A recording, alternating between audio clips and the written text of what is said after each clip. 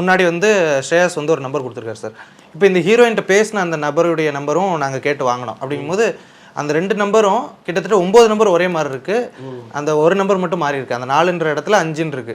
So ஒருத்தனே தான் வெவ்வேறு நம்பரை மாற்றி யூஸ் பண்ணிட்டு இருக்கான்னு தெரிய வருது. அப்படிங்கும்போது இது இன்னும் பெரிய இஷ்யூ ஆக்கினா அவங்களுக்கு கெட்ட பேர் வரும் அப்படின்ற எண்ணம் அவங்களுக்கு இருக்குமா?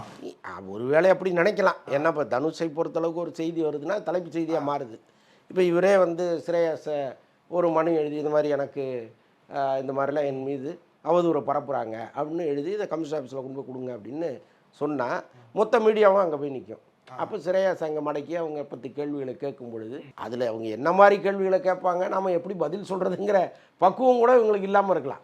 ஏன்னா இப்போ ஸ்ரேயாஸ் வந்து தினமும் பேட்டி கொடுக்குற நபராக என்ன, அவருடைய ஸ்கூல் ஃப்ரெண்டு போல இருக்குது, அவரை கூட வச்சுருக்கிறாரு. இப்போ அந்த சேம் ஏஜ் தான் அவங்களுக்குள்ள இருக்கும். ஒரு பெரிய பக்குவமும் இருக்காது. ஒரு மீடியாவை ஒரு 30-40 பேர் இன்னும் ஆளாளி கேள்வி கேட்டால் அவர் என்ன ஆவார்? ஒருவேளை அந்த பதட்டமும் பயமும் கூட இருக்கலாம், நமக்கு தெரியாது. நான் ஒருவேளை அப்படி நினைக்கிறேன். ஸோ அதனால தான் இவங்க போகாமல் இருக்காங்க. தானாக பிரச்சனை சரியாயிரும், நம்ம கண்டுக்காமல் இருந்துட்டால் அந்த மக்கள் ஒரு கட்டத்தில் மறந்துட்டு வேற ஒரு பிரச்சனைக்கு போயிடுவாங்க, இப்படிலாம் அவங்க தொடர்ந்து நினைக்கிறாங்க. ஆனால் சமூகத்தில் குற்றவாளின்னு ஒருத்தன் இருக்கான், அவனை யாருமே கை காட்டலன்னா அவன் தொடர்ந்து இந்த குற்றத்தை செஞ்சுட்டே தானே இருப்பான். MVM கூட்டு பெருங்காயம் மற்றும் தூள் சுவைத்தவர் நெஞ்சமெல்லாம் சமைத்தவர் நிலைத்திட MVM கூட்டு பெருங்காயம்.